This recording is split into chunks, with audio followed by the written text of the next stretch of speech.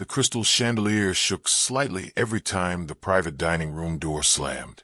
A billionaire stood so fast his chair scraped the floor like a warning, his voice sharp enough to make every spoon stop moving. Across from him, a waitress with tired eyes and a neat apron didn't flinch. She leaned in just enough for him to hear her, and she said, calm as a locked door, "Shout at me again, and this ends." Security took one step. The billionaire didn't look at them. He stared at her wrist instead, at the small crescent-shaped scar she always hid under her sleeve, and his face drained of color. Then he did the last thing anyone expected. He dropped to one knee, right there on the expensive carpet, like his legs forgot how to hold him up, and he whispered a name that nobody in that restaurant should have known. A childhood name. A name she hadn't heard since she was little. How did he know it? 2 days earlier, the same waitress had been counting coins on her kitchen table, lining them up in quiet rows like they could protect her. Her apartment was above a laundromat that never slept. The air always smelled like soap and hot metal. The walls were thin enough to hear neighbors argue about money, and thick enough to keep secrets from the street. Her name was Nia Hart. She was 24, and she carried her life like a tray. Steady hands, steady smile, no sudden movements, because sudden movements had never helped her. The final notice from her landlord sat under a chipped mug, folded once, then folded again, like if she kept folding it, it might disappear. 7 days. That was all she had before the locks changed. Her phone buzzed. One missed call. No voicemail. It was the same number that had been calling for 3 weeks, always from different locations, always at strange hours. When she answered, no one spoke, just breathing, like someone wanted her to know they were there. Nia stared at the screen until it went dark. Then she slipped the phone into her apron pocket and told herself the same thing she always did. Keep your head down. Work your shift. Go home. Survive. But even as she said it, she felt that old pressure behind her ribs, the feeling that her life had a gap in it, like a missing page someone tore out before she could read it. She didn't remember her father. She barely remembered her mother, either. Just a warm scent, a voice humming a tune, and hands that held her face like she was precious. Then one day, those hands were gone. After that, she was raised in a string of foster homes where nobody hummed, and nobody asked what you dreamed about. They asked what you broke. Nia didn't break things. She learned early that being easy was the closest thing to being safe. At 9:30 that morning, she arrived at Lior House, the kind of restaurant that looked like a museum but smelled like butter and expensive wine. Soft music, white tablecloths, candles that never dripped. The kind of place where people spoke like their words cost money. Nia had worked there for 2 years, long enough to know which guests wanted silence, which wanted flattery, and which wanted someone to be smaller so they could feel bigger. Her manager, Victor Lane, stood by the host stand with a tablet in his hand and a frown that never took a day off. "Nia," he said, not looking up. "Private dining tonight. Biggest booking we've had all year. Don't embarrass us." Nia kept her expression neutral. "I won't." Victor finally looked at her, and his eyes went straight to her wrist, like they always did, like he was checking for something. "Wear long sleeves," he added. "It looks rough." Nia's fingers tightened around her order pad. "It's a scar," she said. "It's a message," Victor replied, and then his smile snapped on like a switch. A couple walked in, laughing, and Victor's whole body changed to charm. Nia walked away, telling herself not to let it get under her skin. But the truth was, the scar had always bothered her. Not because it was ugly, because she couldn't remember how she got it. It sat on the inside of her wrist, a pale crescent like a moon bite, and no memory came with it. Sometimes, late at night, she would rub it and think she could almost hear something. A voice, a beep, a hurried whisper. Then nothing. At noon, the lunch crowd started, and the world turned into orders and plates and polite smiles. And that's when the outsider walked in. Not the kind of outsider who wore the wrong shoes or asked for ketchup at a fine dining table. This one looked like he belonged anywhere. Mid-30s, calm face, quiet eyes. A charcoal coat that looked expensive, but not flashy. He didn't glance around like he was impressed. He didn't fidget like he was nervous. He walked in like he had been there before, like he was returning to a place he'd promised himself he'd never visit again. The host greeted him with a practiced smile. "Welcome to Lior House. Do you have a reservation?" The man answered, soft and steady. "For Hart." Nia was passing with a tray of sparkling water when she heard it. Hart, her name. She almost dropped the tray. She turned fast, and for 1 second, she met his eyes. His gaze held hers like a hand closing around a secret. Then he looked away, as if they'd never made contact. The host scanned the tablet, frowned, then brightened. "Yes, right this way." They led him to a corner table with a view of the entire dining room, every entrance, every hallway, every blind spot. A watcher's seat. Nia tried to tell herself it was nothing, but her heart kept tapping against her ribs like it wanted out. When she approached his table, her voice stayed professional. "Good afternoon. Can I start you with anything to drink?" The man didn't look at the wine list. He looked at her hands, at her wrist, at the crescent scar peeking beneath her sleeve, because she'd rolled it up to wash her arms. His throat bobbed once, like he swallowed something hard. Then quietly he said, "Do you still get headaches when the air smells like bleach?" Nia froze. Her smile didn't fall, but it stiffened. "What did you say?" He blinked like he'd made a mistake, but his face stayed composed. "I'm sorry. That was careless." Nia's fingers tightened around her pen. "Do I know you?" He met her eyes again, and now his calm looked like restraint. "No," he said. "Not the way you mean." Something about that sentence made the room feel smaller. Nia forced herself to breathe. "What would you like to order?" He finally glanced down at the menu, but it was like the words didn't matter. "I'll have the salmon," he said, "and water. No lemon." Nia wrote it down, confused. No lemon wasn't odd. What was odd was the way he said it, like it was important, like it was a rule. As she walked away, she felt his gaze on her back, steady as a spotlight. And then the first clue arrived, quiet and impossible. In her apron pocket, her phone buzzed. Unknown number. This time, when she answered, a voice spoke. Low, controlled. Not a whisper. Not breathing. A sentence. "Don't talk to him," the voice said. Then the call ended. Nia stood in the service hallway, staring at her phone like it had bitten her. Her pulse hammered. Who was him? The man at table 12. How did anyone know she was standing here, holding a phone, hearing this warning? Nia looked up at the security camera in the corner. It stared back. A black glass eye. That night, after the dinner rush, Nia went home and didn't turn on the lights. She sat on her couch in the dark, holding her phone, replaying the moment in her head. The stranger's question, the warning call, Victor's weird obsession with her wrist, and the feeling she couldn't shake, like someone had opened a door in her life that had been sealed for years, and cold air was pouring in. By the next morning, she was determined to pretend it never happened. People like her didn't have the luxury of chasing mysteries. They had rent notices. But at work, the outsider came back. Same coat, same calm, same watcher's seat. This time, Nia didn't approach him. She asked another server to take his table, but when she passed near the corner, she heard him speak softly to the bartender. "Still no lemon," he said. "You can't have it." The bartender laughed politely. "You mean you can't?" The outsider shook his head once. "Not me." Nia stopped walking. He wasn't talking about himself. He was talking about someone else. Someone who can't have lemon, like it was dangerous, like it mattered. Then the outsider did something that made her stomach flip. He reached into his coat pocket and pulled out a small, worn object. A silver pendant on a chain, old enough to have scratches, shaped like a tiny bird. He held it in his palm for a moment, thumb rubbing it like a habit. Nia had never seen that pendant in her life, and yet her fingers tingled, like her body recognized it before her mind did. She walked into the kitchen, heart racing, and tried to focus on work. But the pendant stayed in her thoughts like a song you can't stop hearing. During lunch, Victor pulled her aside.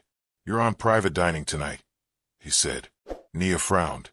I thought you said it was the biggest booking of the year.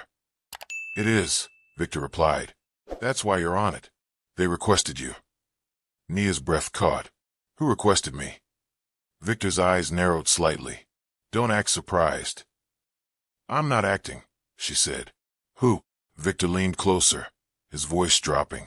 A man with a lot of money and very little patience. If you ruin this, you're done here. Nia stared at him. What's his name? Victor's mouth tightened, like he hated saying it. Adrian Vale. The name meant something even if he didn't follow business news. Adrian Vale was the billionaire everyone talked about like a myth. Tech empire. Charities. Headlines. The kind of man whose face looked calm on magazine covers and terrifying in boardrooms. And tonight, he was coming here. And someone had requested her. Nia felt the room tilt slightly. She forced her voice steady. Why would he request me? Victor's smile was thin. Ask him. The outsider appeared again that afternoon, and this time, he didn't sit. He waited near the hallway that led to the private dining wing, like he knew where she'd pass. When Nia approached, he stepped into her path, not blocking her, just present. Tonight, he said quietly, stay out of the private dining room. Nia's eyes flashed. Why? His jaw tightened. Because you're a trigger. A trigger for what? She demanded. He looked around, checking the cameras, the staff, the angles. Then he said something that hit like a brick. For the truth. Nia's mouth went dry. Who are you? He hesitated, and for the first time, his calm cracked just enough to show something beneath it. Regret. My name is Jonah Reed, he said, and I'm not here to hurt you. I'm here because someone has been lying to you your whole life. Nia's throat tightened. Everyone lies. That's not special. Jonah's eyes softened. This one is. Nia wanted to tell him to leave her alone, wanted to walk away and pretend he was just another strange customer. But her curiosity, her hunger for that missing page in her life, pulled her back. What do you want from me? She asked. Jonah's gaze flicked, just once, to her wrist. I want you to be careful, he said, and I want you to listen when your instincts scream. Then he stepped back, letting her pass. Nia walked away on shaky legs, but her mind had locked onto one detail. He looked at her scar like it was a landmark, like it meant something. That evening, the restaurant changed. The private dining room was reset with fresh flowers and new candles. The best plates came out, the best wine. Victor turned into a nervous machine, snapping at staff, polishing the same glass twice. Security guards, real ones, not the usual door greeter, took positions near the private hallway. Nia watched it all and felt her stomach tighten. This wasn't just a rich man coming to eat. This was a fortress preparing for a king. At 7:30, Adrian Vale arrived. He didn't walk in like a celebrity. He walked in like a storm wearing a suit. Tall, broad shoulders, a face that looked carved from patience and exhaustion. His presence made the room quieter without him asking. Behind him came a woman in a sleek dress and sharper eyes, the kind of person who smiled without warmth.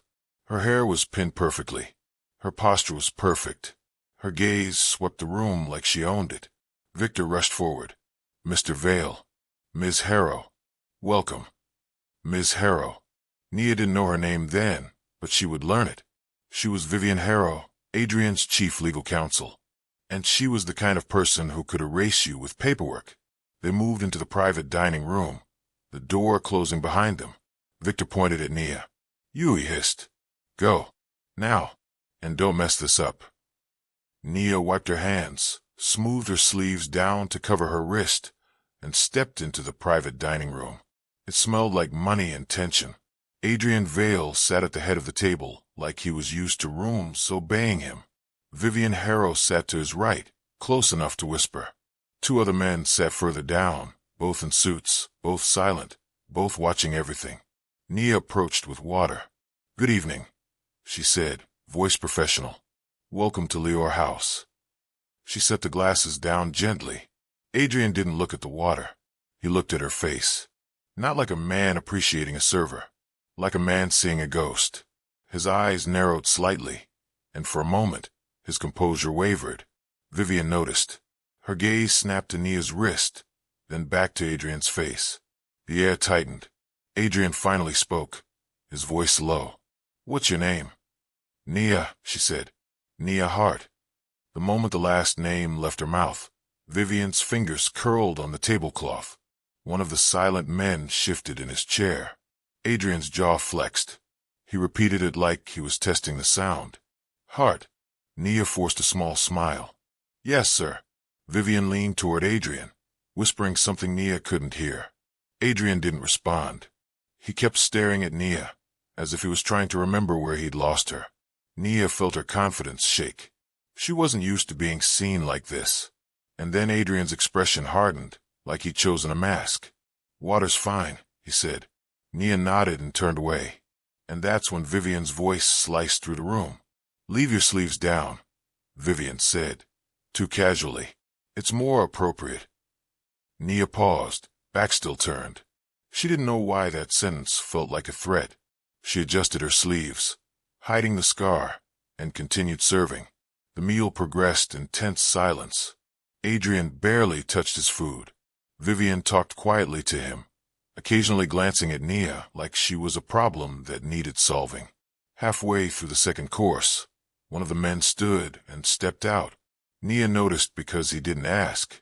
He moved like security. And when the door opened, she caught a glimpse of Jonah Reed in the hallway.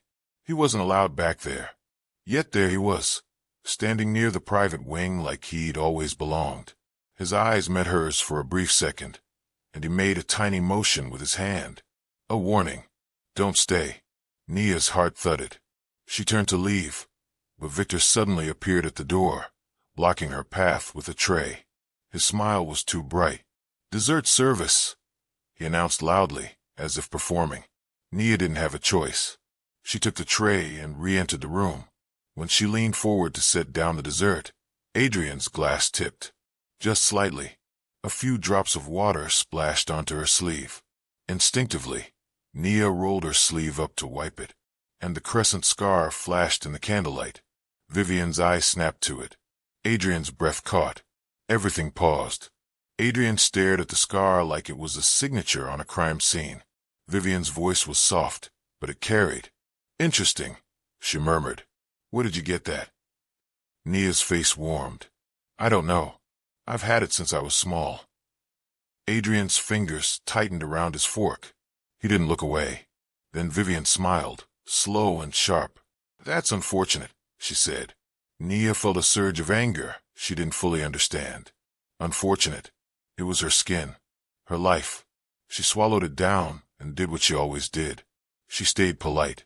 But as she turned to leave, Adrian's chair scraped back. He stood. The room stiffened. Vivian's eyes flicked toward the door, like she was ready to call someone. Adrian stepped toward Nia, stopping too close. He lowered his voice, but the edge in it was clear. "Do you know who I am?" he asked. Nia met his gaze.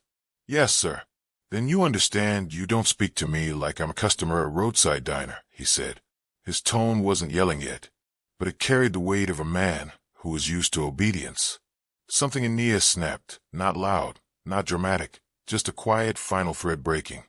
Maybe it was the eviction notice. Maybe it was the mystery calls. Maybe it was Vivian's cold smile.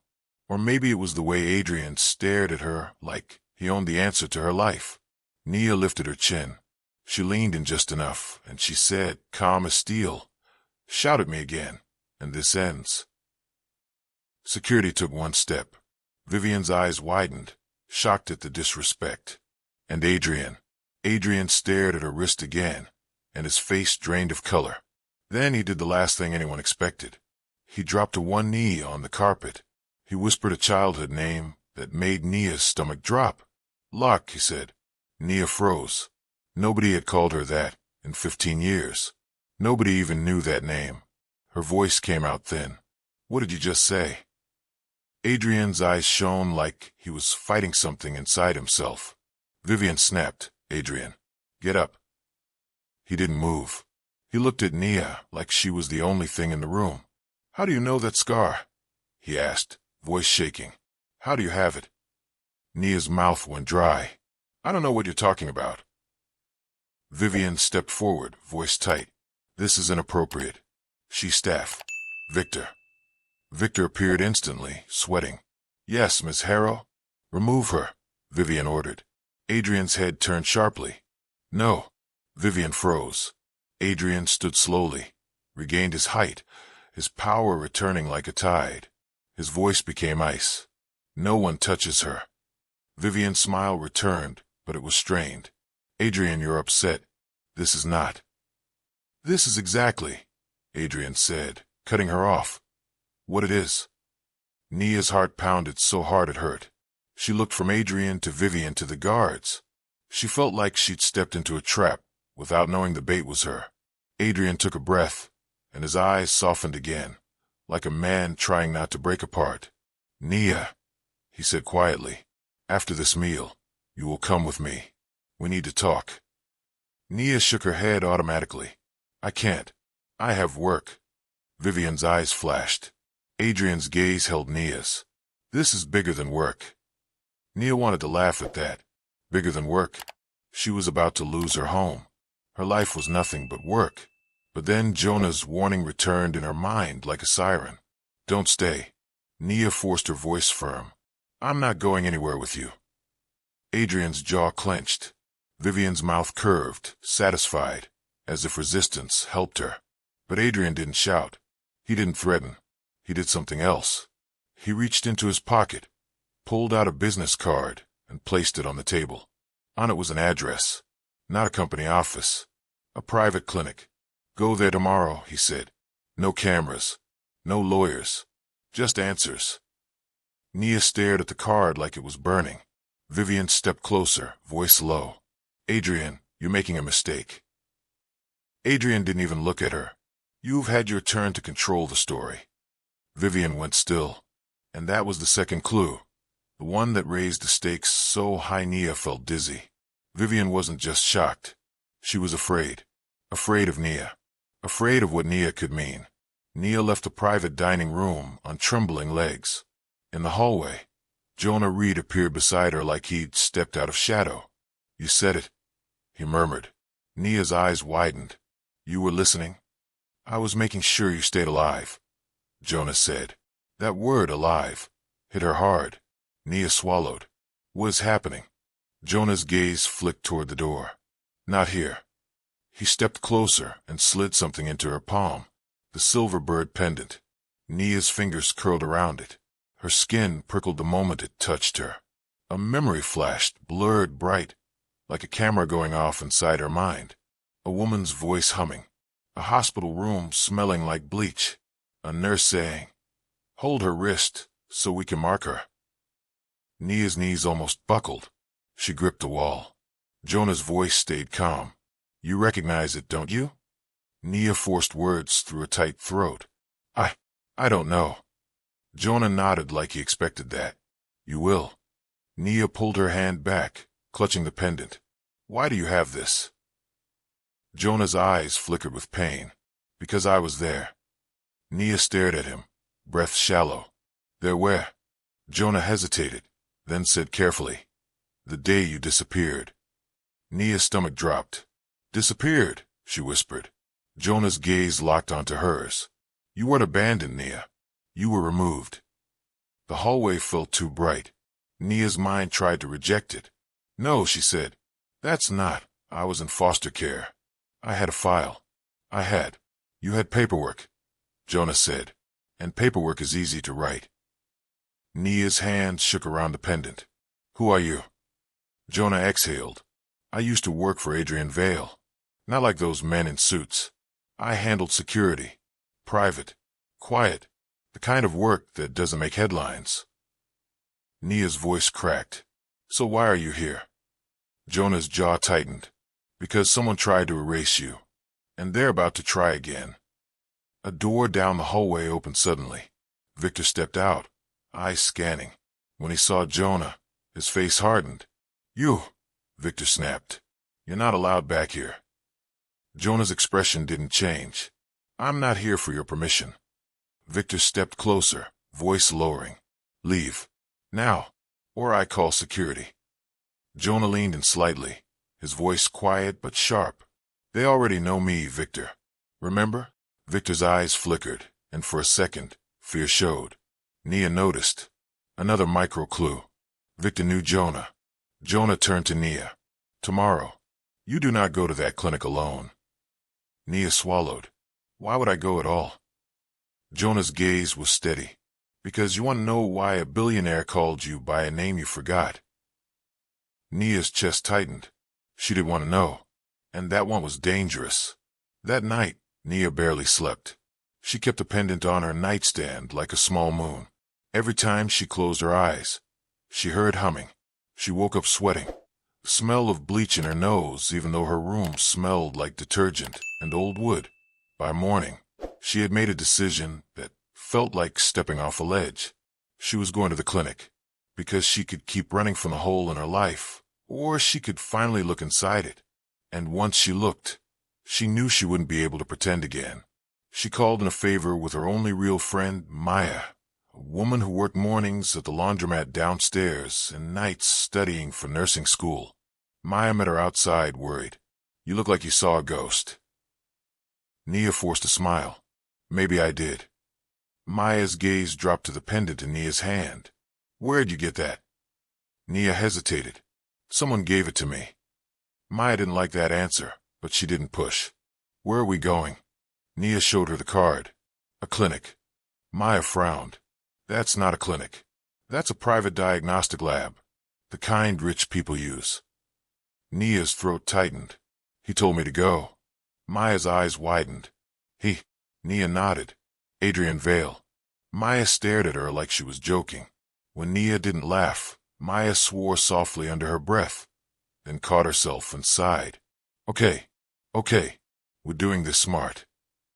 She pulled out her phone. We need a safe protocol. If anything feels wrong, we leave. If you don't answer my text within 1 minute, I call the police, and I call my cousin. Nia swallowed. Your cousin can't help with a billionaire. Maya's expression was hard. My cousin doesn't care who someone is. He cares what they're doing. Maya typed quickly, then looked up. We need a code word. Nia blinked. A code word. Maya nodded. Something you wouldn't say unless you're in trouble. Nia glanced down at the pendant. A tiny bird. She whispered, Bluebird. Maya nodded. Bluebird means we leave right now. No questions. Nia's heart thudded. Okay. Maya took her arm. And we don't go alone. They didn't. Because Jonah Reed was already waiting across the street from the lab, leaning against a parked car like he'd been there all morning. He looked at Nia and Maya, then nodded once. You brought someone, he said. Maya stepped forward, protective.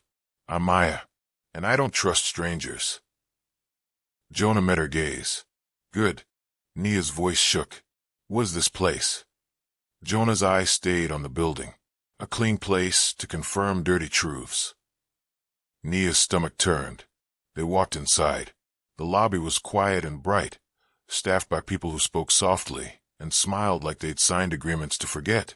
A receptionist looked up, then immediately straightened when she saw Nia. Miss Hart? She asked. Nia blinked. Yes. The receptionist smiled too quickly. Right this way. Nia glanced at Jonah. How do they know my name? Jonah's voice was low. Because this was arranged. Maya squeezed Nia's hand. They were led down a hallway into a small room with comfortable chairs and framed photos of mountains that didn't feel real. A doctor entered, polite, careful. Miss Hart, he said, we'll be taking a standard sample. Saliva. Nothing invasive. Nia's throat tightened. For what? The doctor's smile stayed professional. For a familial match. Nia froze. Maya's eyes widened. Jonah's face stayed tight, like he'd expected this. Nia's voice came out small. Familial match with who? The doctor hesitated, then glanced toward the door, like checking who was listening.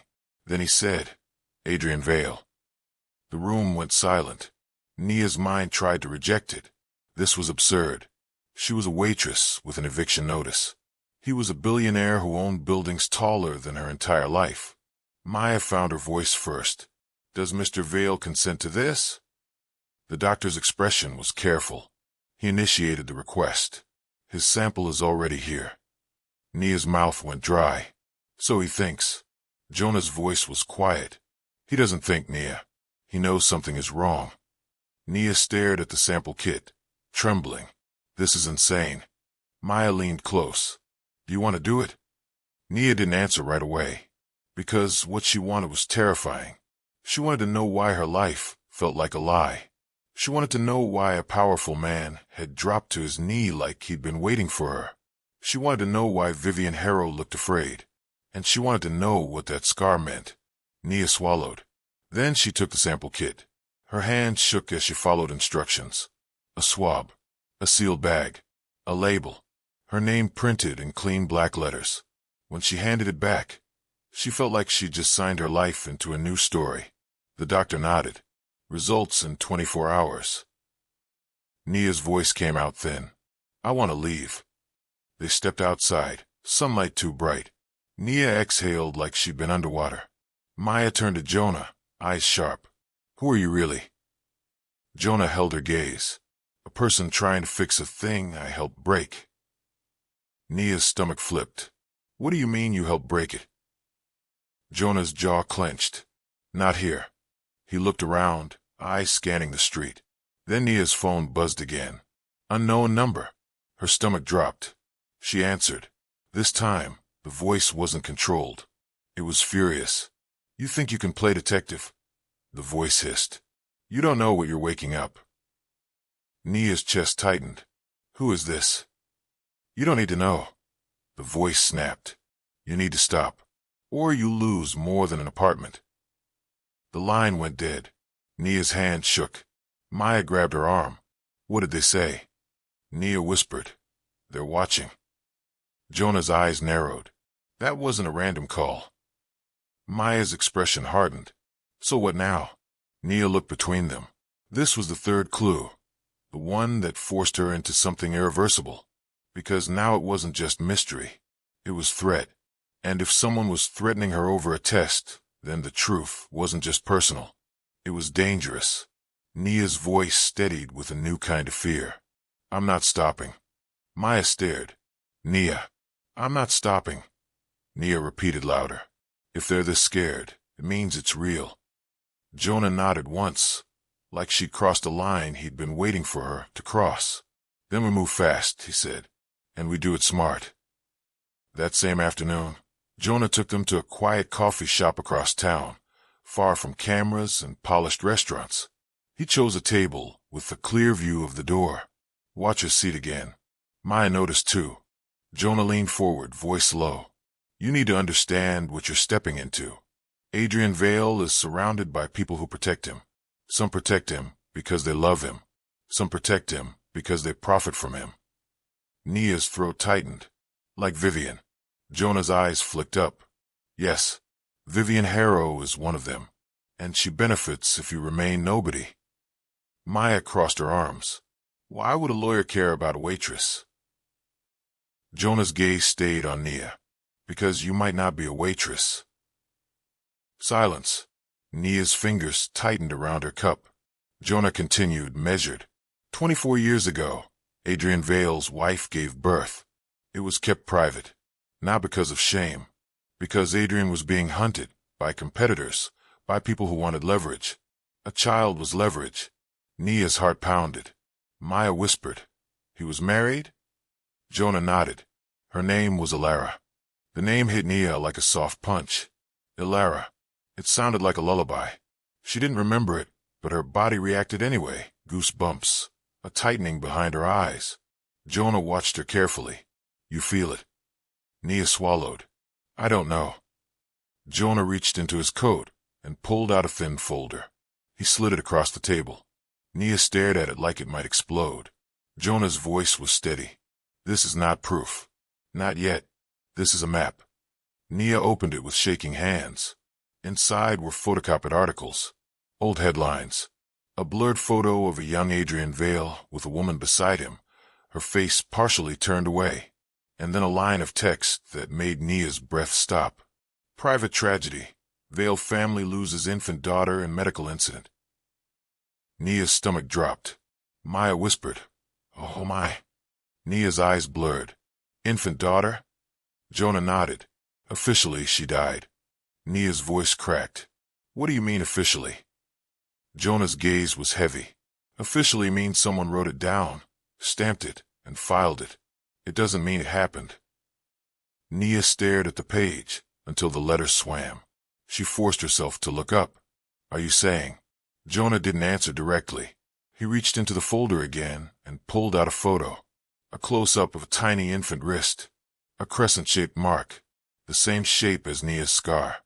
Nia's breath caught, so hard it hurt. Her fingers flew to her own wrist. Maya's hand covered her mouth. Jonah's voice was quiet, almost gentle. That mark was recorded in the hospital as an identification notch. A quick way to confirm the baby's wristband matched the chart. It was never meant to be permanent. Nia's mind spun. Images flashed, bright lights, bleach smell, humming. She whispered, "That's impossible." Jonah's eyes didn't blink. "It's unlikely. Not impossible." Maya leaned forward, voice shaking. "How do you have that photo?" Jonah's jaw tightened. "Because I was assigned to protect Adrian's family. I saw the hospital records. I saw the panic. And I saw Vivian Harrow arrive before the sun was fully up." Nia's eyes snapped to him. "Vivian was there?" Jonah nodded. Vivian wasn't just a lawyer. She was a fixer. Nia's throat tightened. Why would she be involved in a baby dying? Jonah's voice dropped. "Because a dead baby can't inherit anything.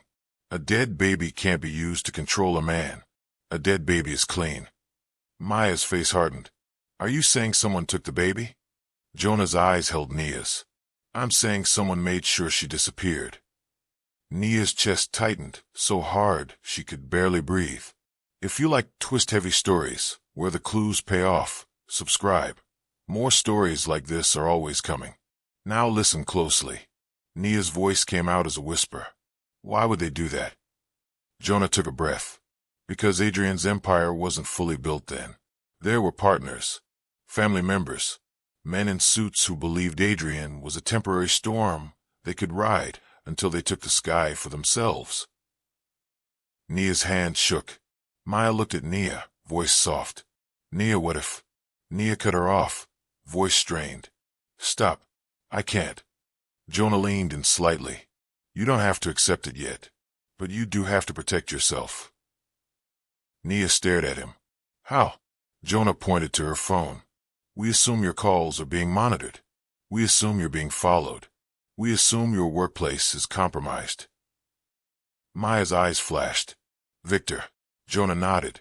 "Victor answers to someone. His fear last night wasn't about embarrassment. It was about consequences." Nia's stomach turned. "So what do we do?" Jonah's eyes were steady. "We wait for the lab result, and we prepare for what happens when it hits." Because Jonah was right.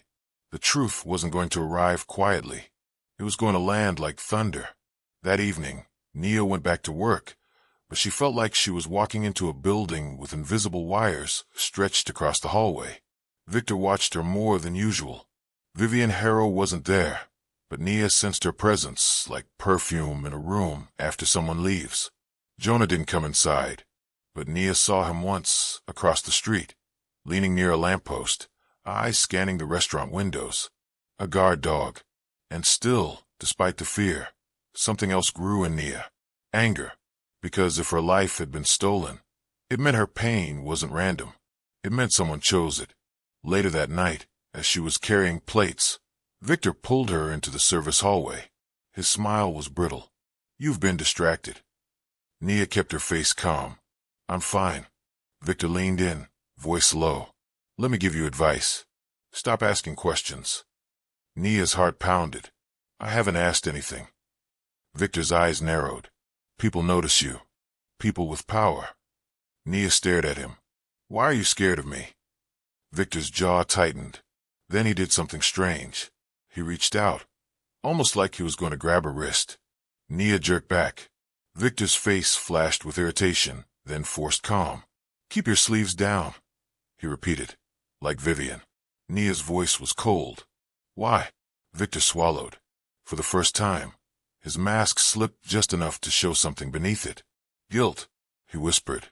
Because if they see it, you become a problem. Nia's chest tightened. Who are they? Victor's eyes darted toward the ceiling camera. He shook his head, like he couldn't say it.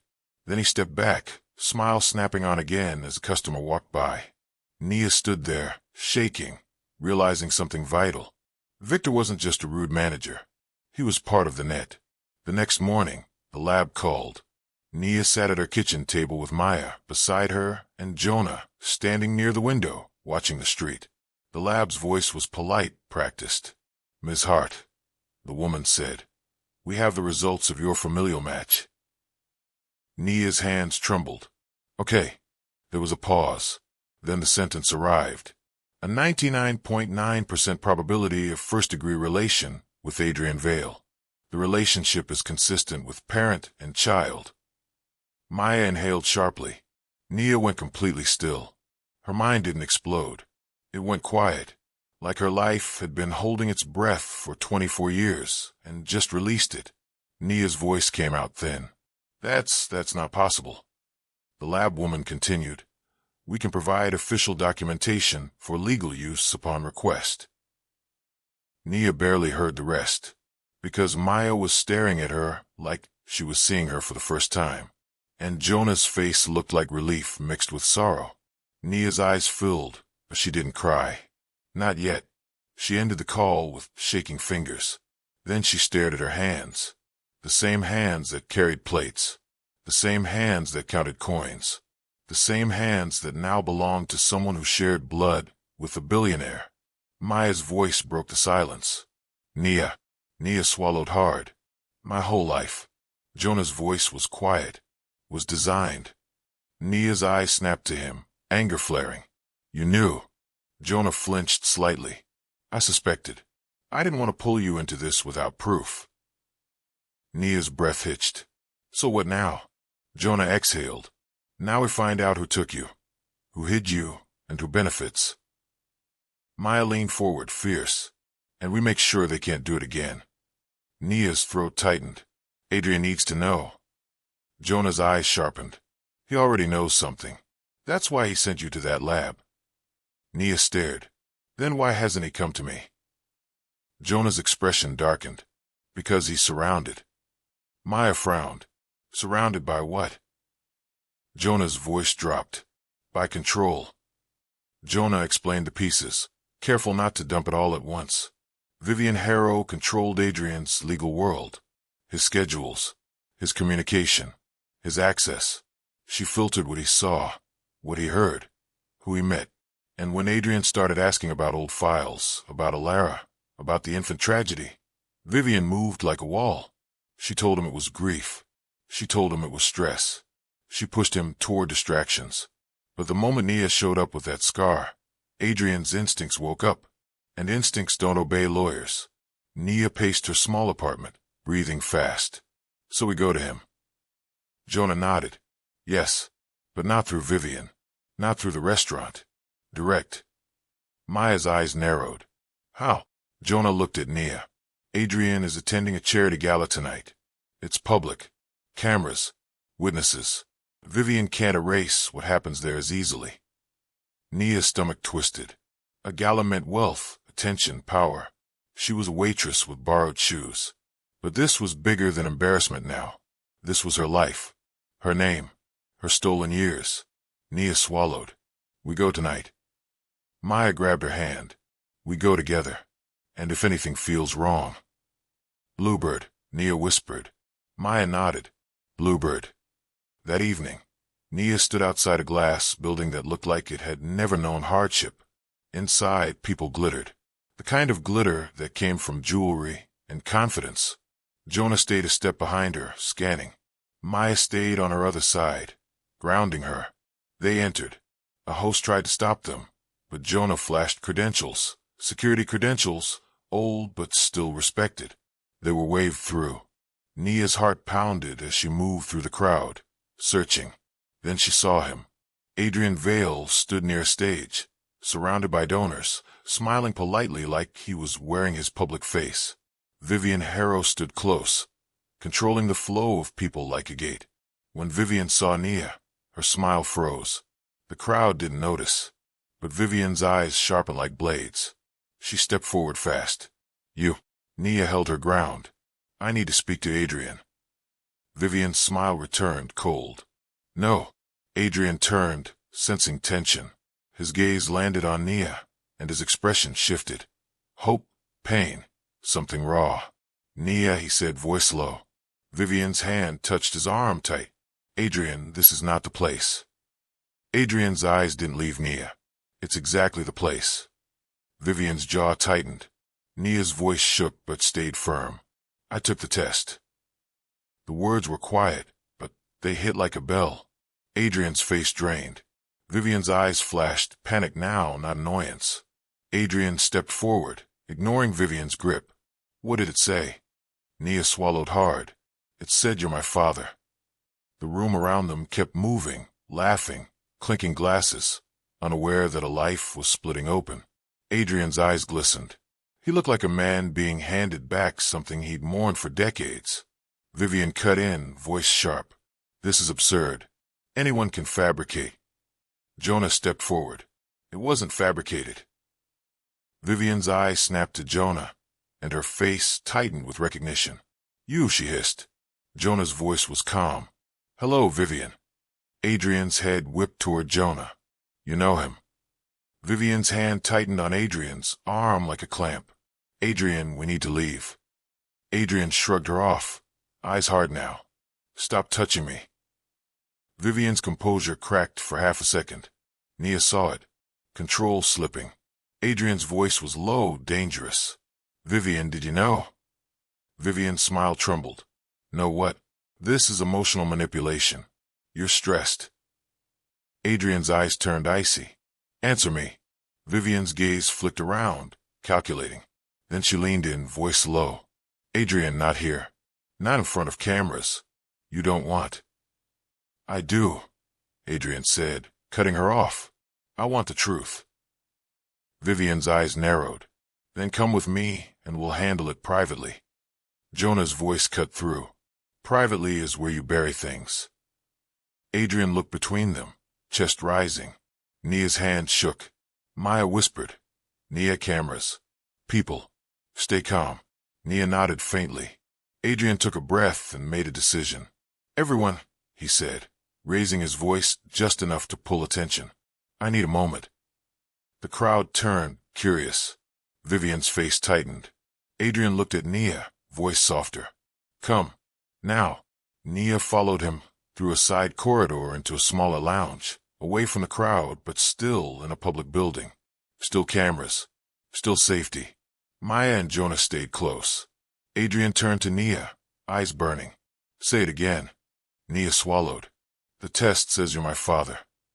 Adrian's shoulders shook once, like he held back something huge. He whispered, Alara. Nia's breath caught. Who? Adrian's eyes filled.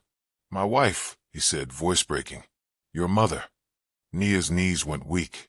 Her body recognized the word wife like it was supposed to be in her story, but it never was. Nia's voice cracked. She didn't abandon me? Adrian's jaw clenched, pain turning to fury. No. Jonah's voice was careful. Adrian, you need to know, this wasn't an accident. Adrian's eyes snapped to Jonah. Tell me everything.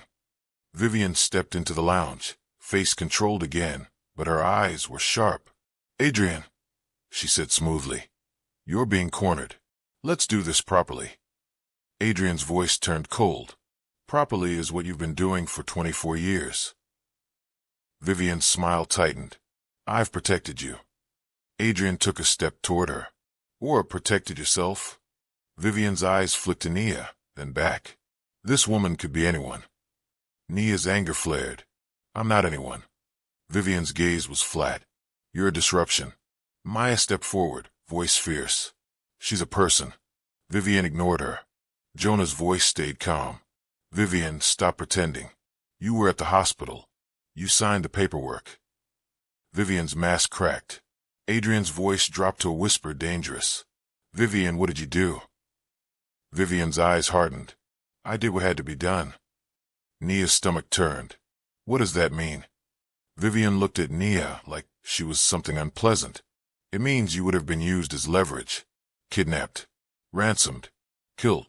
Nia flinched at the word, cold fear running through her. Vivian continued, voice smooth. I prevented that. Jonah's eyes narrowed. By selling her to strangers? Vivian's head snapped toward Jonah. Watch your mouth. Jonah's voice was quiet and sharp. You didn't place her in safety. You removed her from inheritance. Adrian's face twisted with rage and grief. Inheritance. Vivian's expression didn't change. Adrian, you were young. Emotional. Your empire was unstable. A child would have complicated everything. Adrian's voice shook. She was my child. Vivian's eyes were flat. And now she's an adult with a test and a story that could destroy you. Nia stared at Vivian, sickened. Destroy him? What about destroying her? Nia's hand shook. Where's my mother? Adrian's face crumpled. Vivian's gaze sharpened again, like this question was the wrong one. Jonah spoke carefully. Alara didn't survive the aftermath. Nia's breath caught. What? Adrian looked away, jaw clenched, tears threatening. They told me she left. They told me she couldn't handle it. But she vanished. Nia's vision blurred. The lullaby. The warmth. Gone. Vivian's voice was controlled. Adrian, you need to calm down. Adrian turned on her. You don't get to tell me to calm down. For a moment, Vivian looked like she might lose it. Then she regained control and did something that showed her true power. She pulled out her phone and tapped a message. Nia's phone buzzed in her pocket at the exact same time. Nia froze. Maya's eyes widened. Nia pulled out her phone. A message from an unknown number. You're in the building. Leave now. Nia's blood ran cold. Vivian watched her face, and her smile returned, small, satisfied. I have always known where you are, Vivian said softly, because I have always needed to. Adrian's eyes went icy. You've been tracking her. Vivian's expression didn't shift. I track threats. Jonah stepped forward, voice tight. She's not the threat. You are. Vivian's eyes flashed. You have no idea what you're meddling in. Jonah's voice dropped. I have every idea. Because Jonah finally said the part he'd been holding back. The men who wanted leverage back then. Jonah said, staring at Vivian. They weren't outsiders. Adrian's face hardened. Who were they? Jonah's jaw tightened. Your own board. Your own blood. Adrian went still, and Nia felt something shift inside her, like the ground under the story moved. This wasn't just about a stolen baby. It was about an empire built around a buried truth. And this is where everything changed, because now it wasn't just about a lost childhood. It was about the truth powerful people buried for decades. Vivian's voice snapped. Enough. She turned to Adrian, smooth again. Come with me. We end this before it becomes public. Adrian's voice was cold. You don't get to end it. Vivian's eyes narrowed. Then you force my hand. Nia felt Maya's grip tighten on her arm. Maya whispered, Nia, Bluebird if you need it. Nia swallowed, heart racing, because Vivian wasn't bluffing. People like Vivian didn't threaten. They executed. That night, the counterattack came fast. Before Nia even reached her apartment, her bank app locked her out. Her paycheck deposit showed reversed. Her landlord called, voice awkward. Nia, someone paid your remaining balance. You have to leave by tomorrow. They want the unit. Nia's breath caught. Who paid it? I'm sorry, he said.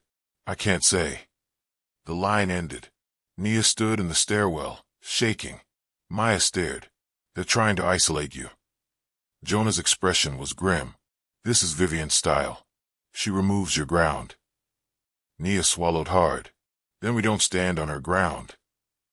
Jonah nodded. Exactly. Adrian called Nia from a private number. Nia answered, heart pounding. His voice was raw. I'm coming to you. Jonah cut in firm. No, that's what she wants. She controls routes, drivers, security. She can stage anything. Adrian exhaled, fury trembling beneath it. Then tell me what to do. Jonah's voice was calm. We gather proof. Official proof. Proof Vivian can't spin. Adrian's voice tightened. The lab result isn't enough. Jonah said, it's enough for you. It's not enough for the world she controls. Nia's voice shook. What proof do we need? Jonah looked at her, eyes steady. The adoption record, the hospital discharge, the death certificate, the signature chain, the money trail. Maya whispered, receipts. Jonah nodded. Receipts. They built a plan like a bridge across a storm. Step 1, secure Nia somewhere safe. Step 2, get into the records Vivian believed were buried. Step 3, force an official confirmation that couldn't be erased. Adrian arranged a safe place for Nia and Maya, an apartment in a building he owned, with security not tied to Vivian. But Jonah insisted on one thing. A code, he said. Not a word. A signal. Maya nodded immediately. Bluebird. Jonah shook his head. Bluebird is for leaving. We need one for help. Nia's mouth was dry. Okay. What? Jonah glanced at the pendant. Use that. Nia frowned. Jonah said, if you ever feel trapped, if you can't speak openly, text a photo of the pendant. No words. Just the pendant. Maya nodded. A silent alarm. Nia swallowed. Okay. The next morning, Jonah took Nia and Maya to a place Vivian would never expect. Not a courthouse. Not a police station. A small church office where old records were kept because the building had once hosted community services, including foster placement meetings decades ago. Jonah had contacts, quiet ones. A retired clerk named Mrs. Dallin, whose eyes were sharp despite her age. She greeted Jonah with a wary smile. You look like trouble, Jonah Reed. Jonah gave a small nod. Only the useful kind. Mrs. Dallin looked at Nia, and her expression softened. And you're the girl. Nia froze. You know me? Mrs. Dallin's eyes glistened. Not you exactly. Your paperwork.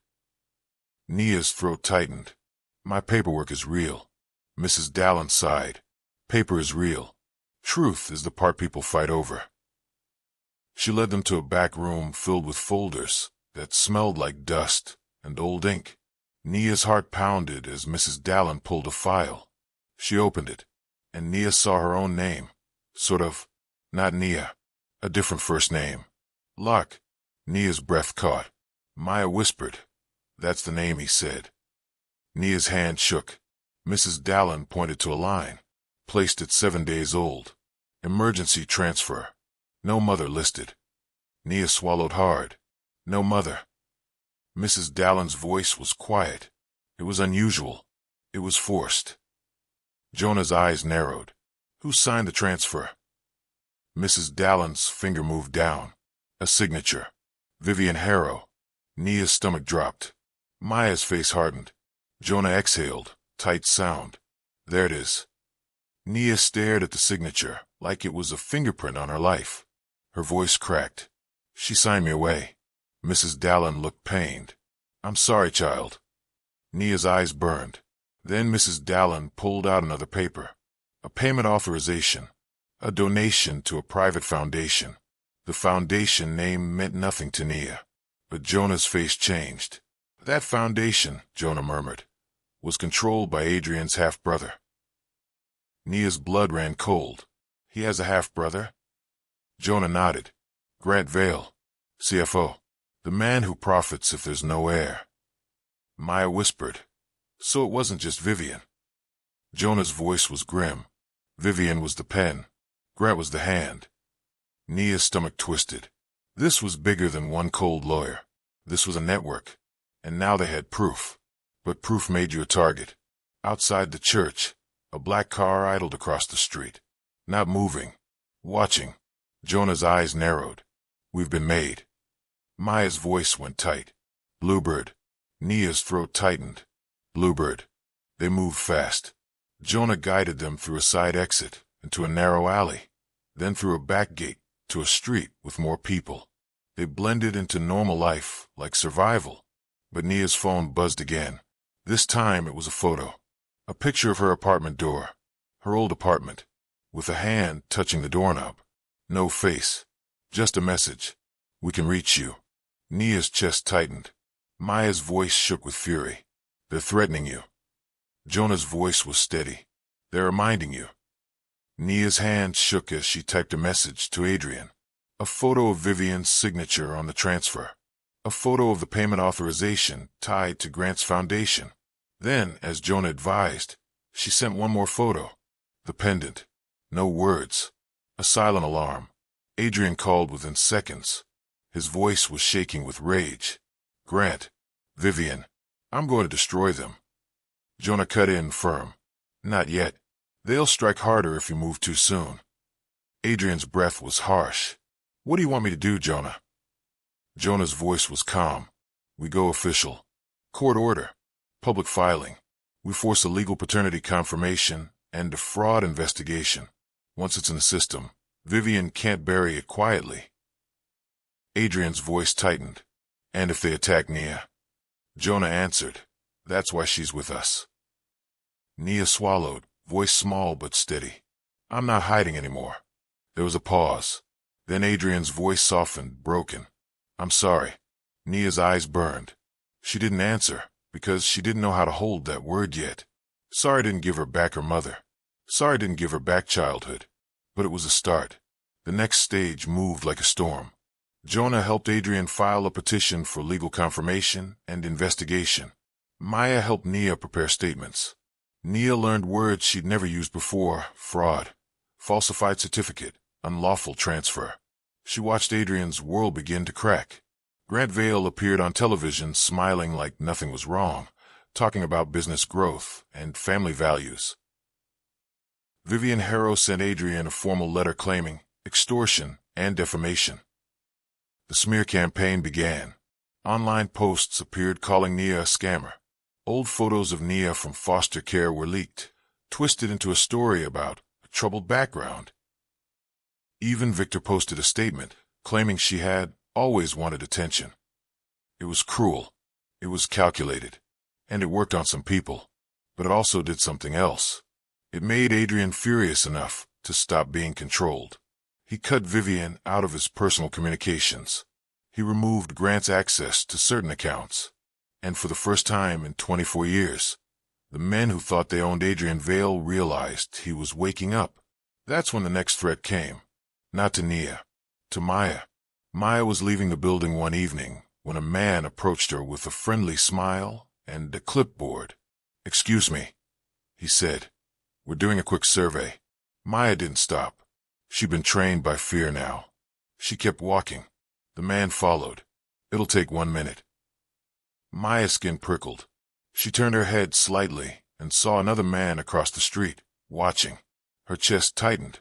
She pulled out her phone and texted Nia one word. Bluebird. Nia and Jonah were downstairs within seconds.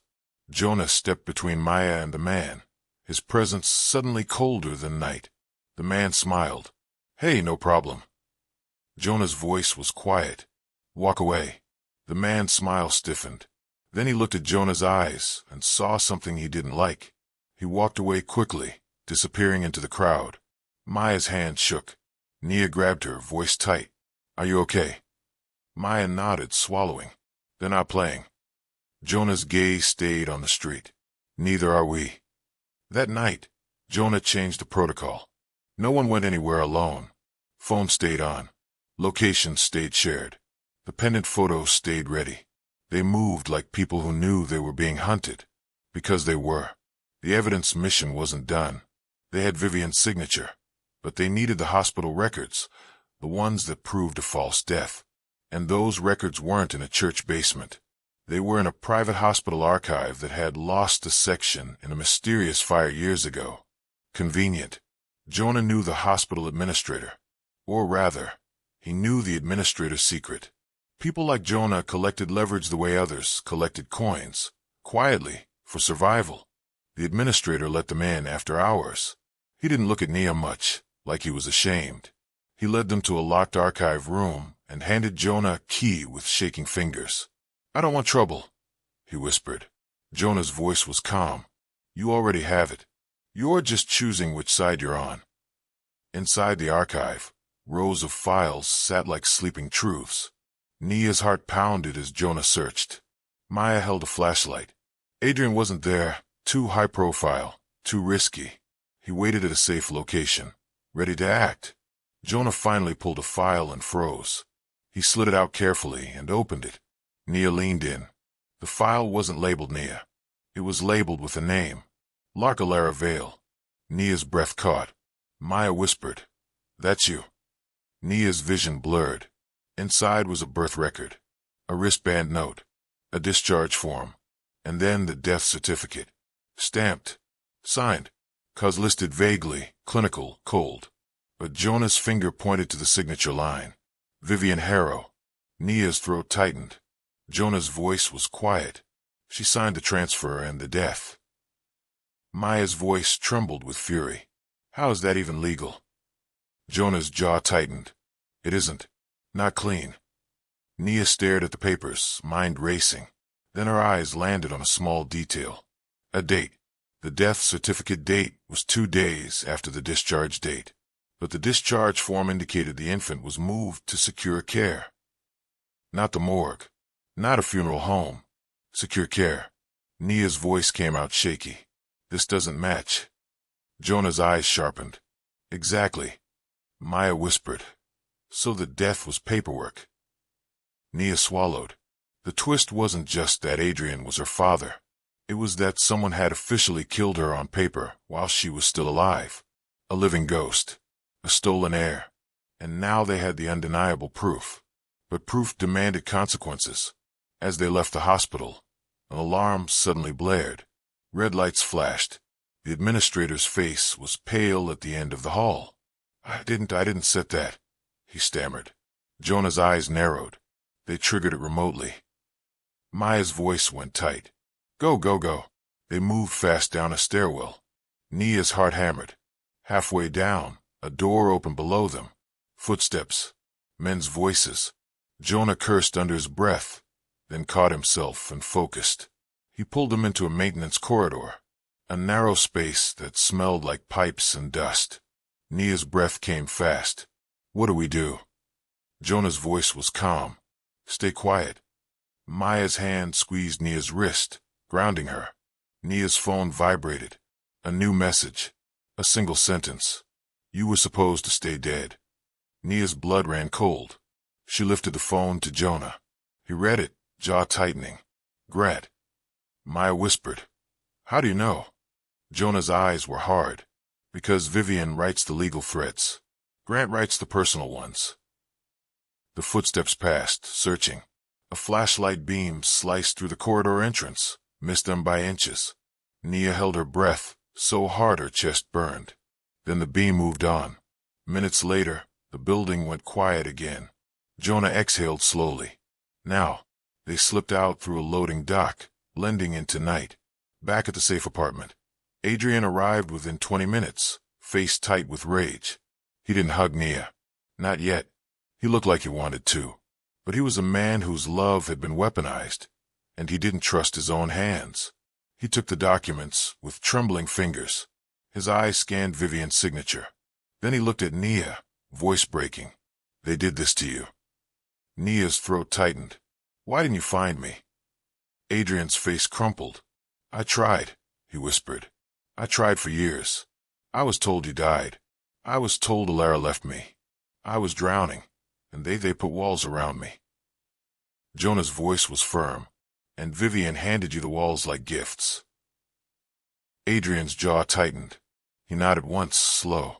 Then his voice became steel. No more walls. The final collision had to happen in daylight, not in shadows, not in corridors, because Grant and Vivian thrived where they could control the narrative. So Adrian chose the one place they couldn't control without exposing themselves. A board meeting, a live-streamed one. He called an emergency session under the guise of security restructuring. Grant arrived confident, smiling, surrounded by allies. Vivian arrived calm, papers ready, eyes sharp. The boardroom was glass and marble in power. Cameras were set for transparency. Ironically, the very thing Grant and Vivian hated. Nia watched from a secure adjacent room with Maya and Jonah, listening through a feed. Her hand shook. Adrian entered the boardroom. He didn't sit at the head. He stood. "Thank you for coming," he said, voice calm. "This will be short." Grant smiled. "Always dramatic, Adrian." Adrian's gaze was ice. "Not dramatic." "Done." Vivian's eyes narrowed slightly. Adrian held up a folder. Grant's smile flickered. "What's that?" Adrian's voice was steady. "The truth." Vivian's expression hardened. Adrian looked at the cameras. "For years, I was told my child died. For years, I was told my wife abandoned us. I believed it because I trusted the people closest to me." Grant's smile tightened. "Adrian, what are you doing?" Adrian didn't look at him. "I'm correcting my life." Vivian leaned forward, voice smooth. "This is not appropriate for..." Adrian cut her off. "You don't get to manage my grief anymore." He turned to the board.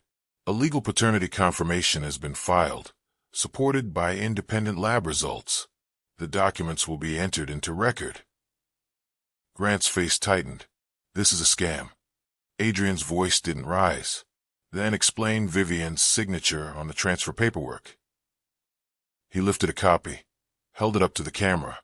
The room shifted. Board members leaned in. Vivian's eyes flashed.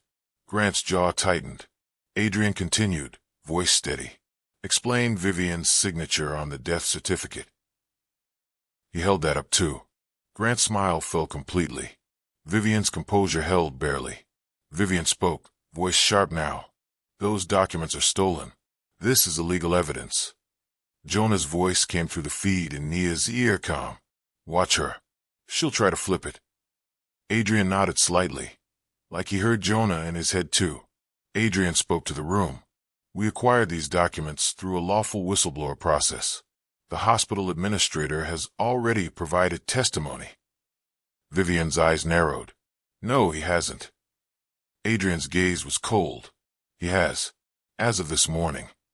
Grant's throat bobbed. Adrian looked at Grant. "And now, Grant, let's talk about your foundation." Grant's voice rose. "This is nonsense." Adrian clicked a remote.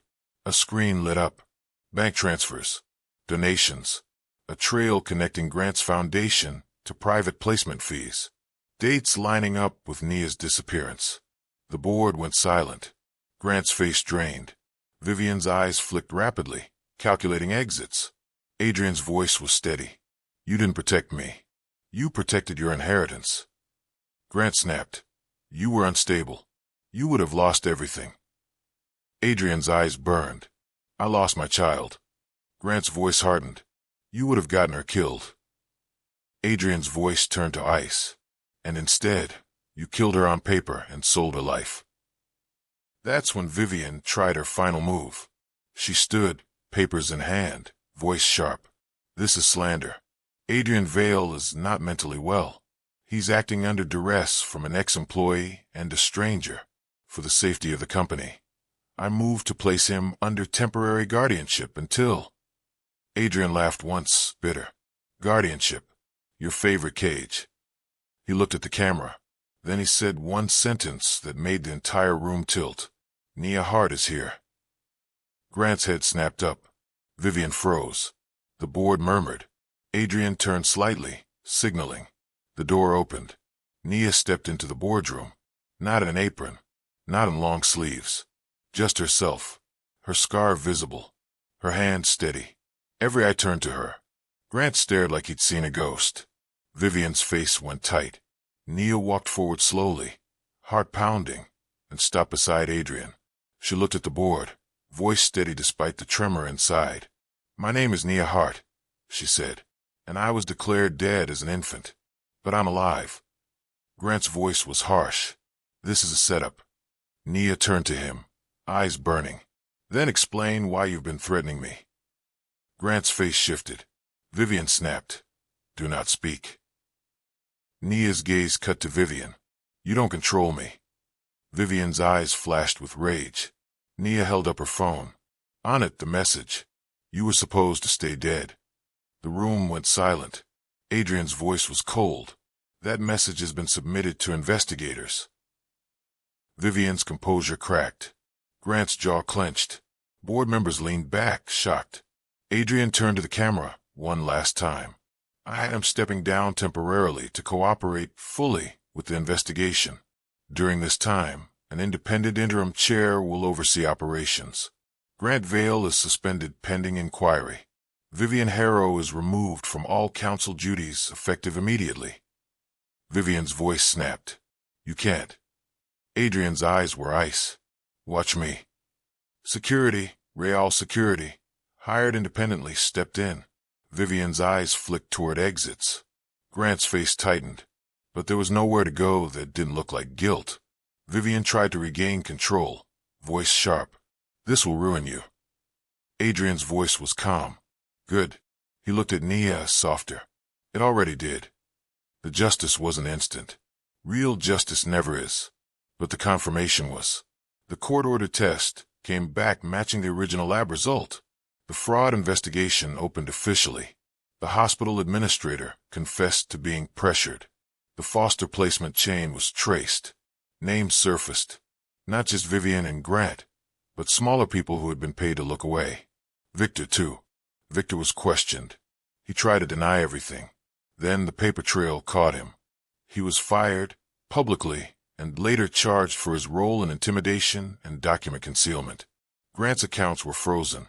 Vivian's licenses came under review. And for the first time, Nia watched powerful people lose control of the narrative they'd built. Adrian didn't celebrate. He looked older, like grief had finally reached him now that he couldn't hide behind lies.